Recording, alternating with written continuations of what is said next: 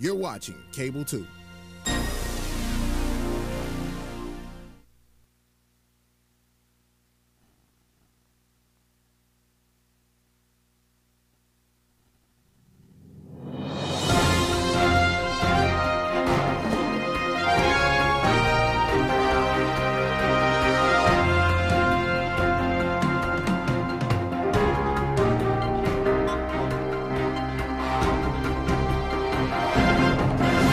Good evening and welcome to the Winston-Salem Forsyth County Board of Education meeting this beautiful November 14th, a little chilly, but November 14th day. We are so happy to be at one of our high schools at West Forsyth High School, so thank you for coming out and being with us. We will start this evening with the Pledge of Allegiance followed by the invocation, so if you'll please stand.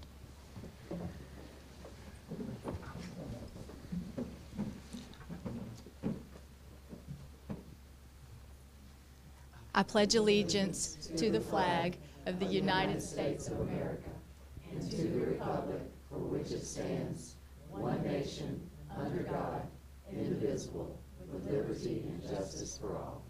Let us pray. Father, we thank you for this day that you have given us, and we are blessed for all that you do in our lives each and every day. Lord, we ask that you continue to bless the students here at West Forsyth High School and the staff.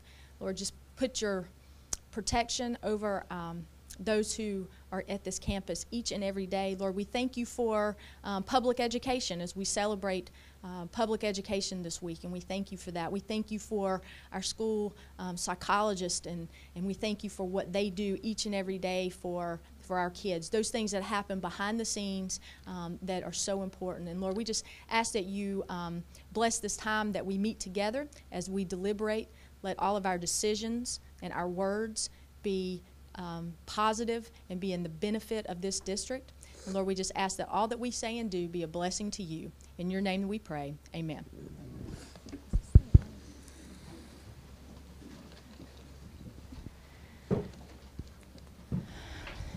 So, seeing no additions or corrections to the agenda, do I have a motion to approve the agenda?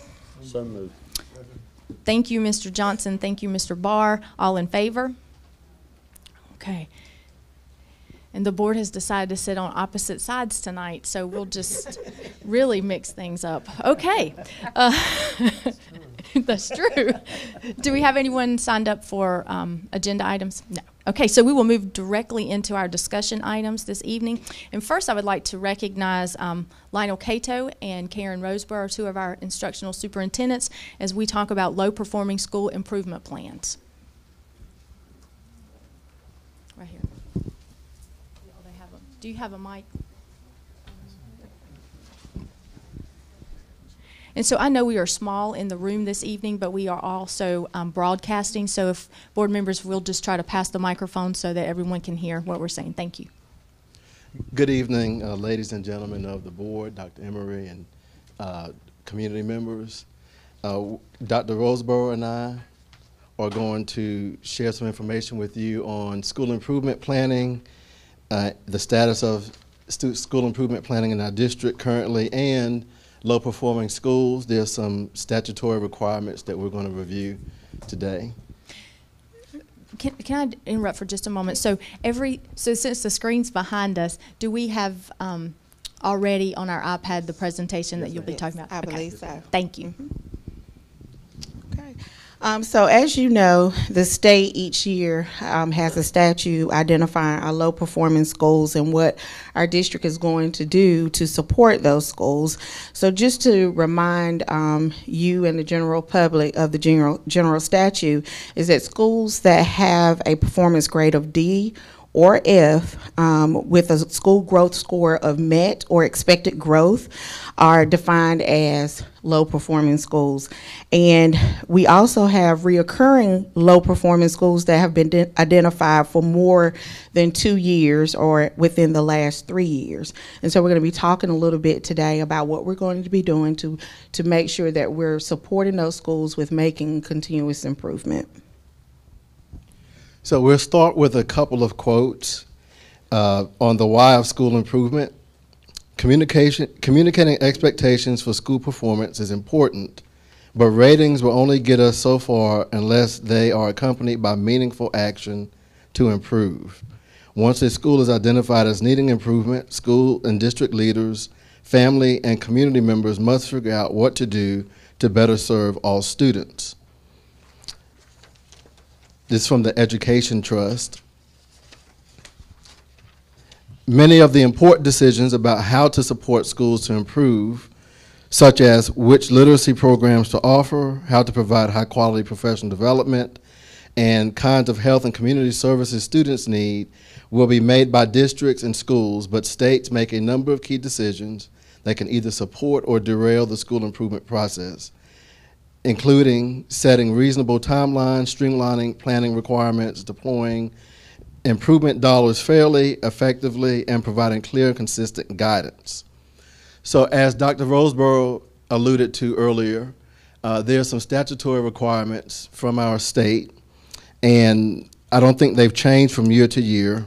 They're accompanied with various timelines, but essentially the superintendent, Dr. Emery, has to make recommendations to the board on the retention, the status of the principals of low-performing schools every year, which she has done. We have to submit a preliminary plan to the board for improving both the school performance grade and the school growth score, which is in progress. That is done through the NC STAR system. The local school board has to approve, modify, or reject the plan, which is in progress. And we are going to submit a final plan to the board, to the state board, within 5 days of your approval, which we hope to get at the end of this month after you've had a period of time to review the low-performing plans. Each low-performing school is also required to send home a notification to the parents, which occurred on November 8th. DPI will review each plan and give us feedback, which has been ongoing, and the local board will consider recommendations from the state board on the plans and provide access to the final plans on the school system website, which the plans are real-time and accessible on the websites currently. And the state board and DPI are used interchangeably throughout the presentation and throughout the legislation. The state board delegates a lot of these duties to DPI and their coaches, so that when you see one, it's kind of referring to the other, DPI. So we're back to our, we call our school improvement process the circle of life, and we have several components in our school improvement planning process. We're going to continue to conduct our comprehensive needs assessments, so every school will be looking at their data for review and looking for trends. And then from that process, they will develop a summary of what their needs are. They will identify 3 to 5 priorities as a school to include in their plans. And then from there, they will assess indicators. There are 12 key indicators that schools will look at and review, assess where they currently are, and from there, they will create their plans surrounding the 3 to 5 areas that they have identified as opportunities for improvement. And then from there, we will use the InduStar system to actually monitor the success of them meeting and attaining their goals at the end of the year. We've already covered the general statute, but as you can see, while the state is steadily increasing the number of low-performing schools, we are steadily decreasing the number of low-performing schools. So this year, we went from 32 schools to 23 schools, and that means that we're down -9 percentage points down from where we started. They should be celebrated. So all of the low-performing schools that we have listed the previous year from the 16-17 school year: Ashley, Bolton, Cook, East Forsyth Middle, Easton, Forest Park, Gibson, Hall Woodward, Ibrahim, Kimberly Park, Kimmel Farm, Conoke, Diggs Latham, Middle Fork, Mineral Springs Middle, North Hills, Old Town, Philo Hill, Smith Farm, Speece, Union Cross, Walkertown Middle, and Winston-Salem Preparatory Academy were all low-performing schools during the 2016-2017 school year. We have new low-performing schools that were added to that list, and that was Kimmel Farm and Union Cross. Our reoccurring low-performing schools are Ashley, Bolton, Carver, Cook, East Forsyth Middle, Easton, Flat Rock, Forest Park, Gibson, Griffith, Hall Woodward, Ibraham, Kimberly Park, Conoke, Diggs Latham, Middle Fork, Mineral Springs Middle, North Forsyth High, North Hills Elementary, Old Town Elementary, Parkland High, Philo Hills, Smith Farm, South Fork, Speece, Walkertown Middle, Ward, Wiley, and Winston-Salem Prep. And during the 16-17 school year, the following schools either exceeded growth and was removed off the list, and that was Carver High, Flat Rock Middle, North Forsyth High, South Fork Elementary, Parkland High, Ward Elementary, and Wiley Middle.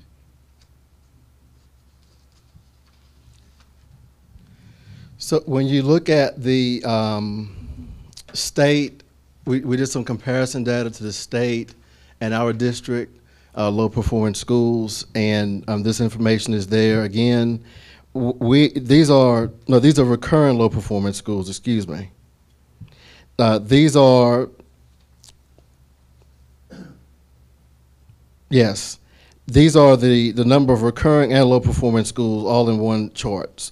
I got a little confused. So we've already stated before that we're actually down 11 low-performing schools, but we added 2, so we have a net of a -9. And our current low-performing schools are holding steady at 29, but there are 8 schools that will come off of the recurring list if they don't slip back into low-performing status this year. And those schools are starred in the previous slide. And as you, I just want to clarify. They are not on the list this year. They're not on the list this year. Because they met the criteria to come off. Oh, Yes. Nope. I'm sorry.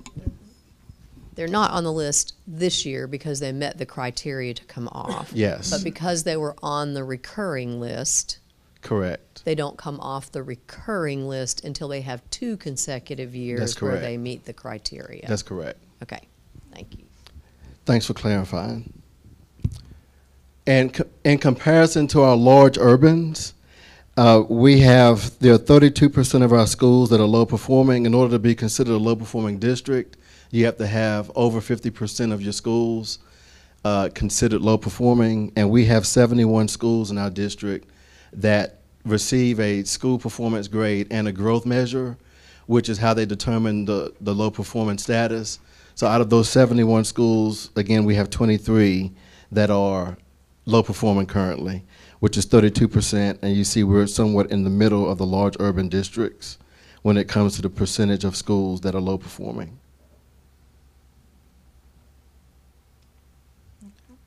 So our low performing schools improvement plans consist of our plans being housed through the NC STAR system because it makes it easy for us to access and monitor. Our SIP plans are being created using the 12 indicators as stated before. There are 105 total indicators, but the state has identified 12 that are the key to turning around low performing schools. Schools have shared decision making and school-wide accountability. So members of the community, stakeholders, as well as teachers, parents, everyone can see their plans in NC STAR and see what they're working on. Every Winston-Salem Forsyth County school is actually assigned an instructional superintendent who is responsible for providing monthly coaching comments. And then every low-performing school has an assigned DPI coach in addition to our instructional superintendents that are making coaching notes. And then we have also supplied all of our stakeholders with the guest login into STAR. And so some schools have placed that login on their school website, or they have sent home written notification for those parents who may not have internet access to know how to access into STAR as well.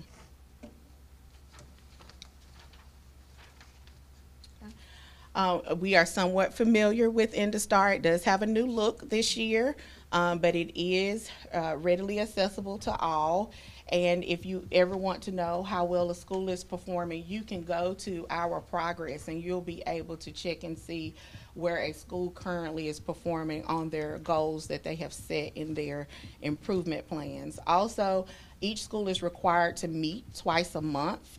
So under the meetings tab, you can check to see if we are on target with meeting that requirement of having 2 meetings a month. One can be with the leadership team, which consists of the principal, assistant principal, instructional facilitators, and the second one can be the whole entire school improvement team that made up of representatives of their faculty and staff.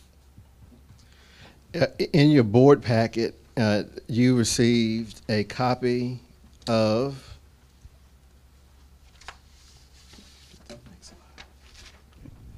the 12 key indicators. It looks like this. These are the top 12 indicators that research has shown help move schools and improve schools.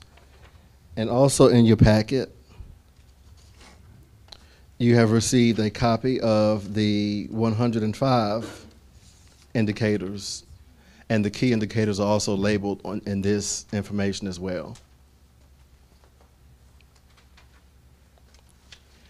We have some vocabulary terms that we review a lot with principals and some of their staffs about what is an indicator, what is a wise way. Each of the indicators has a written, research-based explanation of what it's supposed to look like and how you're supposed to accomplish the indicator within the school. And once you assess the indicator, it becomes an objective in your school improvement plan. And each of the ways, the way that you accomplish the objective is through actions, and there should be multiple actions for the 3 to 5 objectives that you selected. Some schools will have more than 5 objectives, just because some schools have more capacity to handle multiple objectives above the 5. And some of our schools have been using IndaStar and this system much longer than others. We have transitioned to a system-wide use of NC Star, and our non-low performing school, well, non-Title I schools, this is all new to them. So they're transitioning this year, and they're not as savvy with the system as some of the other schools that have been doing it for a couple of years.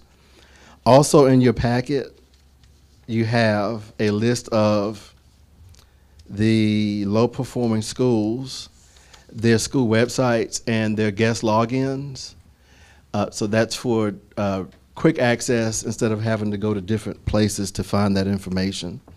And also in your packet, and I've sent this out to schools today that as a possible tool to use with their families.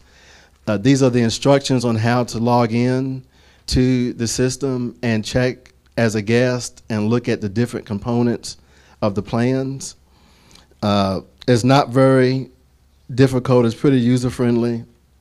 And once you get in and get the hang of, what you're looking for, it's pretty easy to monitor what's going on. And again, those are updated in real time as the schools meet and update their plans on a monthly basis.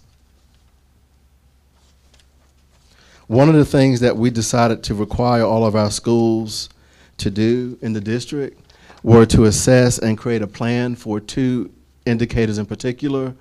C201, which deals with the school regularly using performance data and classroom observation data to make decisions about improvement and professional development, and B303, which is the principal monitoring curriculum and classroom instruction regularly and giving good feedback to teachers. These also align with some of our district imperatives that we have laid out for our schools as expectations of things that should be happening in their schools to make sure that they improve. So Dr. Cato, if I'm understanding you, these 2 we should see at every point. Yes, ma'am. Yes, ma'am. And there are 2 additional ones. So for Title I schools, A 4.06, which deals with the social and emotional state of students and providing supports and interventions, should be present in the plan, as well as E 1.06, which deals with our parent engagement and expectations, and making sure that we're educating our parents on curriculum standards and how they can best support their children in learning and how they can help the school continuously grow and thrive academically. So most of our low performing schools are also Title I schools. In addition to those particular indicators, we have B 1.01, which entails our district plan for how our school system plans on helping schools to improve. The plan is detailed. As you can see, it talks about the role of the instructional superintendents in monitoring all the schools that are on the low performing list with additional supports that is differentiated for focus, priority, and our SIG schools. Also, as you can see there, we talk a little bit about how we're analyzing our data, setting goals using the IndiStar indicators. Rule of thumb is in every meeting agenda, you should see evidence that the schools are actually addressing the indicators and that they are not just meeting about hygiene factors within the school. And hygiene factors would be things like car rider duty, not enough paper towels, issues with with a dismissal. So the first thing that they should be addressing should be about teaching and learning, and then everything else is other business, so that they always keep the focus on continuous improvement. And Dr. Cato has done a very good job of leading our district towards a focus on school improvement planning and actually adhering to a formal process for that, and then keeping them updated with information as it comes out in our NC Burst information that we get out from DPI that is centered around how we should be working our plans and any new updates to the software. Also, a part of our school improvement process is we have school support teams, which is under the leadership of Dr. Amy Nail, where most of our personnel and instructional services, we have formed learning walk teams, where we're going to schools to actually see how well schools are doing with the district imperatives, as well as with their goals for their school improvement plan and any other additional supports that they may need as it relates to instructional services. All of our teams have been trained, and Dr. Cato, again, has done a very good job, along with Dr. Neal, with making sure that all of the personnel on those teams have been trained as to what we look for and what we expect in terms of the district imperatives, and also what our focus areas are as it relates to the 4 indicators that are must-dos in a building. And then, of course, myself directly supporting our schools that have the SIG grants, priority, and focus plans, that we're making sure that they are adhering to the implementation of the plans that they have put in place. Again, they have been the schools that have used IndiStar the longest, so the accountability is quite different on a high level, and they do have direct coaching from a DPI coach that also piggybacks off of a lot of the comments that I may make, as well as comments that she may make, to ensure that schools are actually following through with those coaching comments.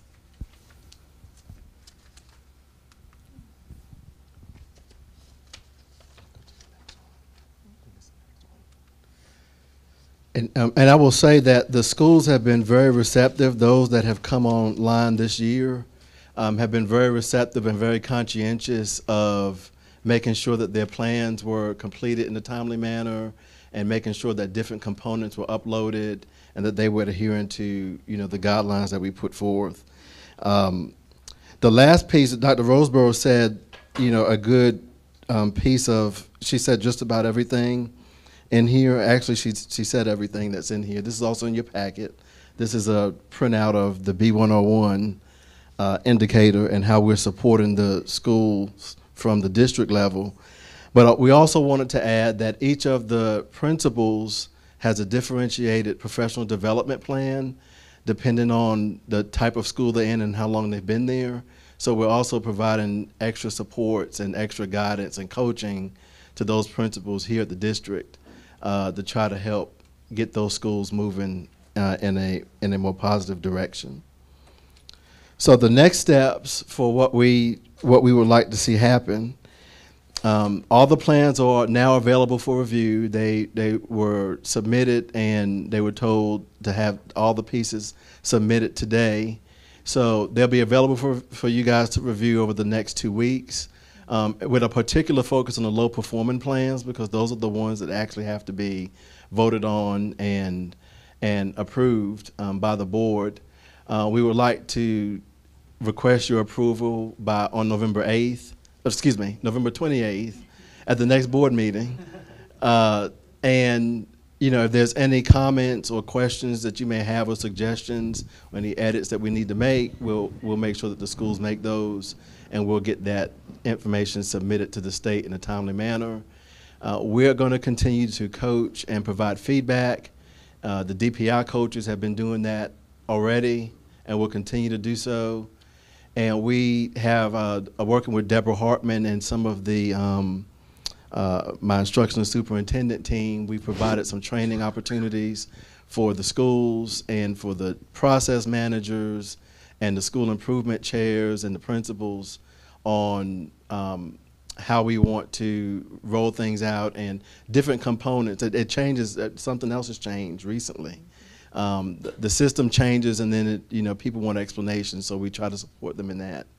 And we also have discussed the possibility of creating a district improvement plan using NC STAR, because that's now an option in the plan, and that's something that we'll discuss and we'll explore over the next couple of weeks and months.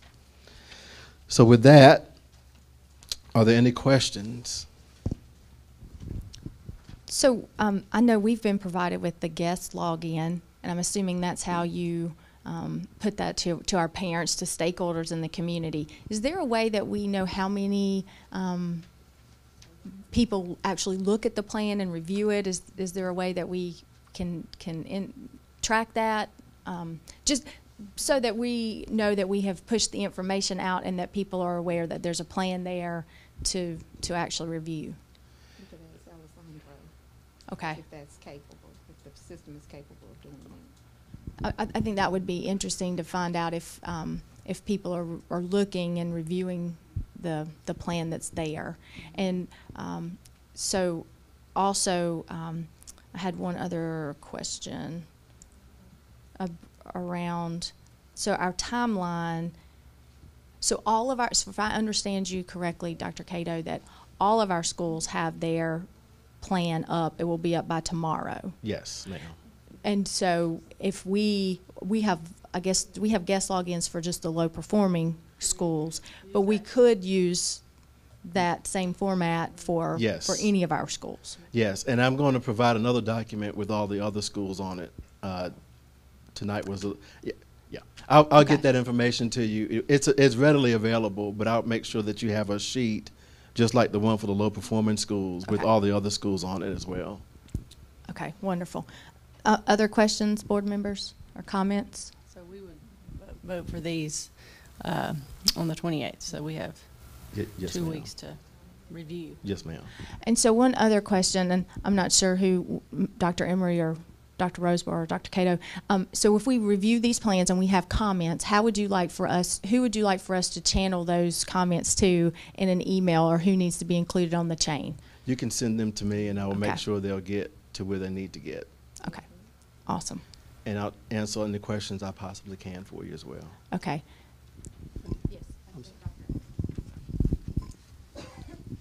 I just want to reiterate that this has been, what's been unique about this is some of our schools that make the list and sometimes have the greatest challenges have been leaders across the district in the rolling out of NC STAR. So it's been a way to show colleagues across the district and help them. And I also want to reiterate what Dr. Cato said. We did not have to require our non-low performing schools to go to NC STAR. We decided it would be easier to provide support if we were all using the same system. And I can't think of something we've done that has been quite as easily received. So I do want to just add my kudos to all of our schools who have embraced this.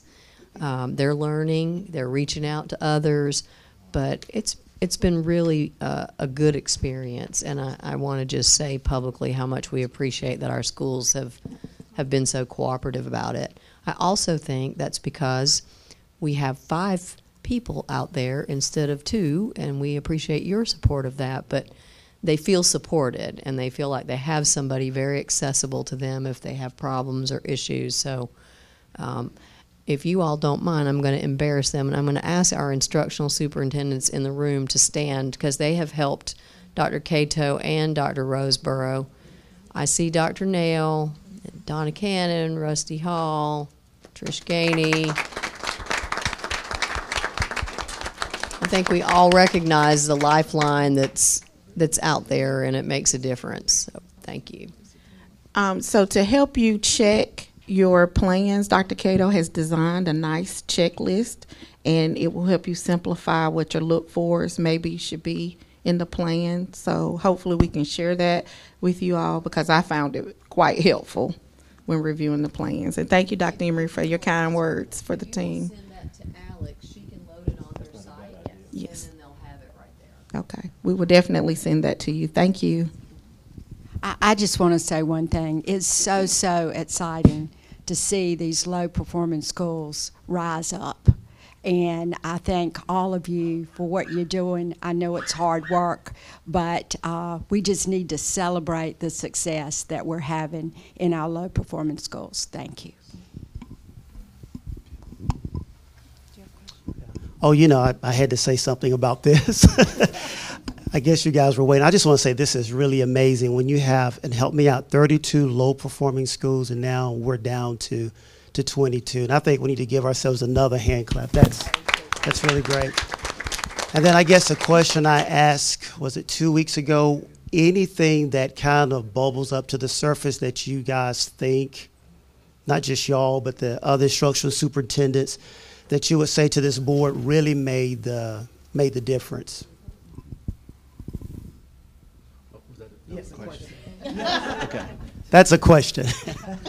Well, I think that, again, going back to the 2 indicators that we are requiring of the schools, when principals really dig in and monitor what's going on in classrooms and make it a priority, and when schools, teachers, instructional facilitators, and principals, assistant principals really dig into the data and use that data to drive what's happening in the school, whether it be school culture pieces, whether it be academic pieces, lesson planning, that's where you really see the difference happen, and you start to see success. And you can drill down into what specific actions that different schools take, but it's going to vary depending on the school. I think we had some principals present at the last meeting on that. So.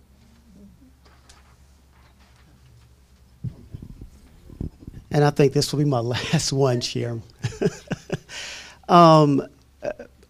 Where it says, additionally, Title I schools are required to assess and create plans for, and then I'm looking at E1.06, concerning the school regularly communicates with parents/guardians about its expectations. And as you were reading that, I guess a position that came to mind in our district is our Parental Engagement Coordinator. And I think it would be interesting just to share the role of that position, and then maybe sometime hear what that particular individual does to help out with E1.06. So in our priority and focus schools, we have strategically invested in meeting with our PICs in each school, that's the parent involvement coordinators, to kind of find out what the needs are and then elicit the help of other community agencies to help provide parent workshops. Sometimes the messaging comes out better through agencies that the parents actually work with in the community. So for many of these schools, our PICs have worked together collectively under Sharon Frazier's leadership to identify community resources and how can we partner with other community resources that are available to our parents to provide them with workshops on how do we make sure that we're strengthening the family. So there have been lots of research out there about mentoring families through a variety of avenues. Education goals, helping adult family members meet their education goals. If I see my mother studying, then I'm more apt to study. If I see my mother reading, I'm more apt to read. If I see my father is engaged in making sure that I do my homework and is going to sit with me and help support me through that, then I'm more apt to do better in school. But our parents have to have those tools to know, what do I do when this information comes home from the school. We've also done some workshops with home ownership, financial workshops on helping families make their children a part of finances within the home and about how you balance your checkbook using some of our math skills. We've also talked to the parents about, how do you enjoy your children? How do you make time to actually listen and see what they're learning in school, but actually how do I engage my child and just enjoy them in this world of social media where people aren't connecting anymore? So our parental involvement coordinators have been very instrumental about what are the needs of today's parents. And I know that Chairman Jones and I, we had a conversation about what is it that parents want today, and really all they want is, how do I engage my child? How do I connect with them? And then how do I support you all daily in the school, in ensuring that I'm doing what I'm supposed to do on my end? But they want to know, how do you do that? Not just tell me, but how. And so we have a lot of parental involvement coordinators that have been strategically placed throughout the district to support each other through the EFECT teams that that Mrs. Frazier has put in place. This is my last question or comment. But I don't have a question, but I have a comment. I think you're doing a good Test, job, test. and I'm glad you addressed this parent situation, because I don't understand how parents can just sit around knowing the children are in school and not concerned about what they're learning. I don't quite understand that. Now, we feeding them breakfast, we're feeding them lunch. Now, we don't have one other thing to feed them, that's dinner. They ought to be able to take some time to see what these children are learning in school. My old man had a second grade education, but every day he asked, boy, what are you people learning in school? What are you learning? Every day, he didn't miss a day. And one old brother that thought he was halfway slick, he would say something else, and Dad just look at him and say, boy, y'all still on that? You must be in a dorm class. But parents have an active role. 6 out of 7 of us graduated from college because Mama took care of the spelling, but Daddy took care of what was going on every day. One old brother, we thought he was kind of slow, but he made a mistake. When those Polish kids that were playing with Green Bay and some of those football teams, he was calling those names out, and Daddy was standing there looking at him. So he called me and said, does that boy know what he's talking about? Yeah. He said, come here, boy, let me tell you something. I'm expecting you to get better grades in school because you can learn. I'm expecting you not to come here talking about you don't have anything to study, you can't learn. Parents need to get more involved. We got to make sure that this is their responsibility also. I think we do a lot of quality things in the school system, but we need to get behind these parents and kick them. You know, we got to boot them up. You got to help us out. You got to help us out. So I appreciate that you're pulling them into the fold also. It's their child, and that child needs to learn. Thank you, Mr. Johnson. But you know what? I do have a request that Sharon Frazier could come before the board and just kind of just share, you know, what she does on a, I guess, practical day-to-day, weekly, month-to-month. And when you talk about parental engagement, I think some of you may be aware of this program that was in Winston-Salem for years, housed at WSSU, and that was the Upper Bound program. And the lady by the name of Addie Himes could take poor inner city kids from all the different projects, get us all in one room, make our parents come, and just really help us out. But that parental engagement is real strong. So thank you. Additional questions, board members? Good conversation, good questions. Thank you, Dr. Roseborough and Dr. Cato.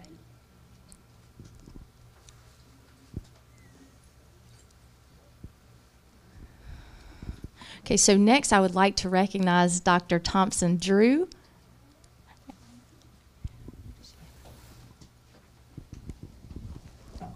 Good evening, members of the board and the audience. Dr. Emery, thank you for giving us this few minutes this evening to address you. This is National School Psychology Awareness Week. The governor has also proclaimed this School Psychology Awareness Week. Our motto this year is Power Up, Be a Positive Charge. And it's simply really talking about how we, in terms of our connections and our relationships with students, can help them be successful. And also about how we can teach kids to be successful themselves, to recognize that they have talents, abilities, and skills to be successful and to build those competencies. It's very interesting that we're following this presentation because a lot of those things are true about what school psychologists do on a daily basis that are often not recognized. School psychology is a perfect marriage between education and psychology, which means we know a lot about instruction, we know a lot about psychology, and we're very much the linchpin, sort of like a key person in terms of bridging. I always see us as bridging between home and school and, you know, parents, in helping people to understand who children are, how they learn, how they behave, and how those things impact their overall adjustment.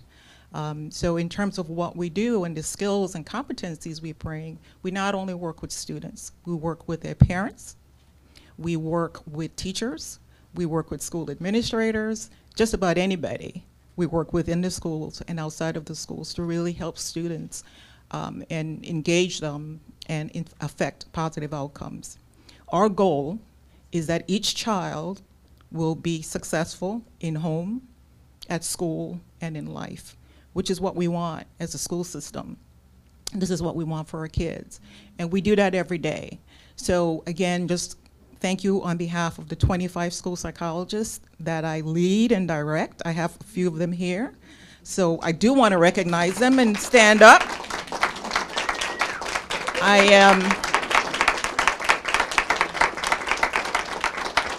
I am very, very proud of my staff, and I will tell anybody, I believe I have the best school psychology department in North Carolina. They are very skilled. Some are very quiet. Some are more assertive. But they will tell me what's on their minds, but they will do what needs to be done because they really believe in doing the best for kids. And I always brag on them, so what I say in front here is what I also say to them. So I will stand behind them 100%. I do want to point out a couple areas that we have really been working at in the past couple years. One has been our TBI group, traumatic brain injury. They have, these ladies have taken the charge in helping people to understand and know what traumatic brain injury is about. And they have, I think they've pretty much met with every group in the school system at this point in terms of sharing about traumatic brain injury. They have formed their own PLC. They have studied about return to learn and MTBI. So if you want anything to know about it, they can tell you about it. And they have already set up their protocol as to how they're going to serve the district around that issue. I also want you to know that as far as threat assessments, and I know we're very, very concerned about that in schools. So we've continued to refine our process for addressing that and providing supports to schools around that. And then lastly, we have an exemplary school psychology internship program that you might not know about. We are currently in about our 15th year, and which means we take third-year graduate students. They come to us for an entire school year, and we train them to be school psychologists. They come from a school psychology training program. And we don't advertise, but we get students from out of state, and it's very competitive. They want to come here. We pay them a little bit of money, so that helps. But they do want to come. And, you know, we have been able to, you know, hire them occasionally. But for sure, they know that when they do leave us, if they do, they're going places where people actually look for them because of the skills and competencies. We have probably one of the few specific training models for internships in North Carolina. So a couple of the districts have actually copied ours. We've presented at national and state conferences on our school psychology training program. So we're very proud of those kinds of things. We do have a little clip we want you to take a look at that would help you to know a little bit more about us.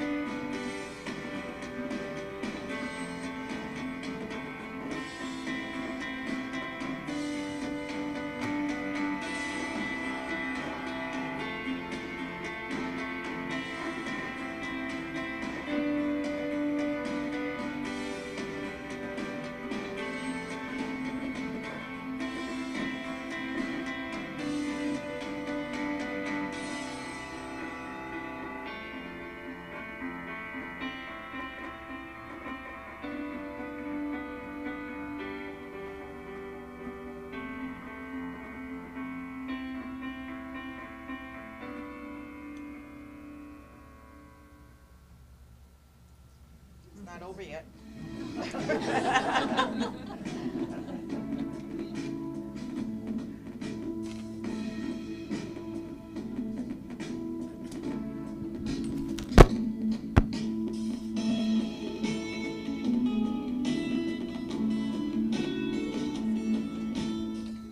Now you can turn around. We do have a little something for you. So we're going to make you honorary school psychologists for the night. So we have our little buttons that you can wear and also a bookmark. Thank you so much. You're welcome. You're fine. Yes. And I love the power up. Yes. And so we Power can up. can all power up and stay And very power positive. up and be a positive charge for our Wonderful. kids. That's just tweetable right there.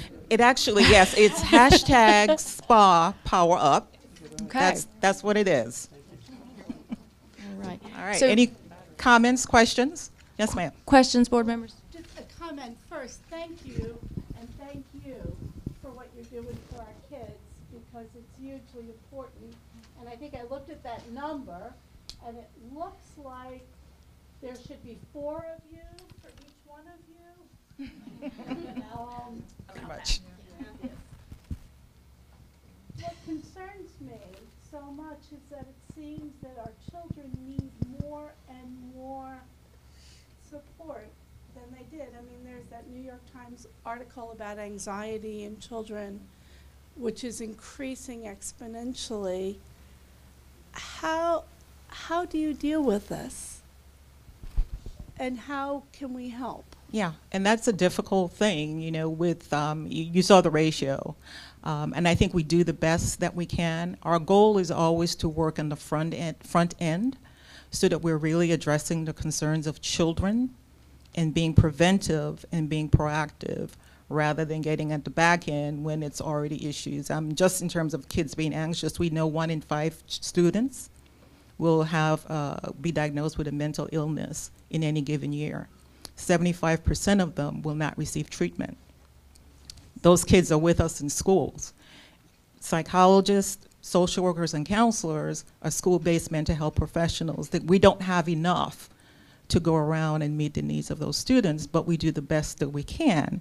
You know, one of the reasons, and there certainly is a shortage of school psychologists, and one of the reasons we continue to push with our internship program is that if we can, you know, continue to have that program, we can grow our own, because we can train them, and if we hire them, we know what we have, and we know we have quality people. So that's what we look to do. Well, I just want to thank you so much. You're welcome. Every year, I'm so grateful to see you. Thank you. Board members, additional questions or comments? I just want to say a thank you for what you do. Some of us were in one of our schools, and there were some legislators present, and the principal was very direct with them, and this is for everyone who's watching who may not know this, but it kind of gives you perspective when you hear the principal say, when the legislators say to the principal, what can we do? The principal said, I need help in more areas like psychology and social workers, because I'm dealing with all of these things that everyday Americans that go about their lives don't know that that's what happens in the 6 hours that we have kids every day. So for me, that was eye-opening, and I was thankful that the legislators were there to hear it. And so maybe that's something that we can help with to help you all decrease that number and get you the help that you need. But thank you. We know as a board that you're facing these things that come into the schools every day, and you got to deal with all that first before education can happen. So Absolutely, thank you. we do. All right, thank you. Thank you.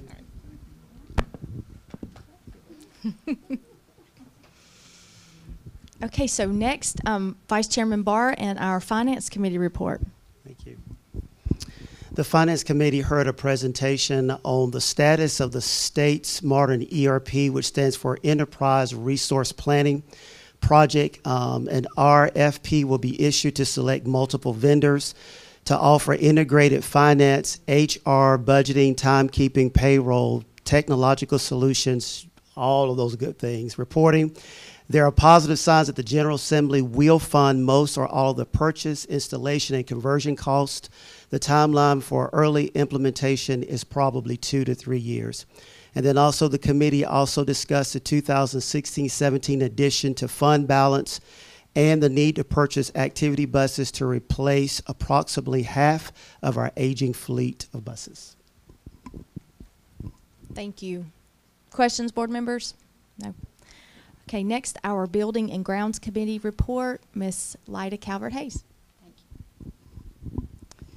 First of all, I want to thank Darryl Walker and Colin Moore I see you back there, Daryl, for all their hard work on buildings and grounds. We've been really, really busy. As you know, it includes a lot of the $350 million bond that we have that was recently passed. So you may wonder, well, what are you doing? Well, first of all, we got really, really lucky. We got 2 lots donated to us for Old Richmond property. They decided that it would be best if they donated it to our school to be able to take a tax write-off or whatever they wanted to do. We had our hand out and said thank you very, very much. Also, we talked about Mount Tabor High School guaranteed maximum price, and we're working with Van Noy Construction on that. We are also working with Van Noy on soil boring for MS on Robin Hood Road. We did a construction update, which was very, very interesting because I don't know if you've gone by Lawrence Paisley Magnet School, but ground's been broken on that. And it was very interesting to see a drone fly over the site and show us what was going on and what was happening. And our friend over here did not get sick this time in the motion air, so that worked out really, really well for us. Also, we talked about Conoke School, breaking ground on that, and what's going to be going on. So right now we have Lawrence Paisley and also Conoke that are in process of getting started and moving along. So we're very, very excited about that.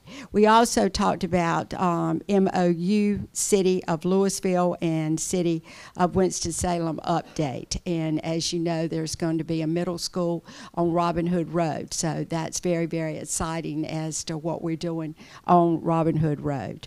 Our action items, we talked about replacing a chiller and cooling tower at Parkland. That's come up before our board before. And also we talked about the carpool traffic at Walkertown Elementary School. I almost got to sell another vehicle tonight. I was real excited about it. It was a truck, but unfortunately we had to pull it. So hopefully it will come up again soon. Thanks, and I know everybody wanted that truck, but thank you, and thanks for being supportive of our bond, and thank you for being interested in what we're doing in buildings and grounds. Thank you, Ms. Calvert-Hayes. That concludes our discussion items for the evening. We will move into action items. We have several to consider. First, the approval of the School Psychology Awareness Week Proclamation. Do I have a motion to approve? Thank you, Mr. Singletary, and second, Mr. Johnson. Any discussion or additional comments? If not, all in favor? Thank you. Motion carries. Next, consider approval to replace the chiller and cooling tower at Parkland IB High School. Thank you, Ms. Taylor, and second, Mr. Johnson. Any discussion? All in favor? Motion carries. Consider approval of surplus property, the vehicle. Do we have a motion to approve? It left. We can admit that. It's gone. No, we have to declare it surplus. We still have to declare it surplus. So you make a motion. Okay, motion, Ms. Calvert-Hayes. Second, Mr. Barr. Any discussion? All in favor? Motion carries. Consider the authorization to bid the Walkertown Elementary Carpool Traffic Drive. Motion to approve. Ms. Calvert-Hayes. Second. Ms. Deanna Taylor. Any discussion? All in favor? Motion carries. Consider approval of a memorandum of understanding between Family Services, Inc. and Winston-Salem Forsyth County Schools. Do I have a motion to approve? Ms. Parker, second, Mr. Johnson. Any discussion? All in favor? Motion carries. Consider approval of amendment to a memorandum of agreement with Appalachian State University. Do I have a motion to approve? So moved. Mr. Singletary, second, Ms. Calvert-Hayes. Any discussion, board? Nope. All in favor? Motion carries. All right, that concludes our action items. That was quick. We have 2 items on our consent agenda, and that's the approval of minute meetings for September 26, 2017, and approval of the general personnel report. Do I have a motion to approve? Thank you, Mr. Barr. Do I have a second? Mr. Johnson, all in favor? Motion carries. Okay, we have, that concludes our consent agenda items. We are now have public comments. We have one person signed up, Daniel Allen.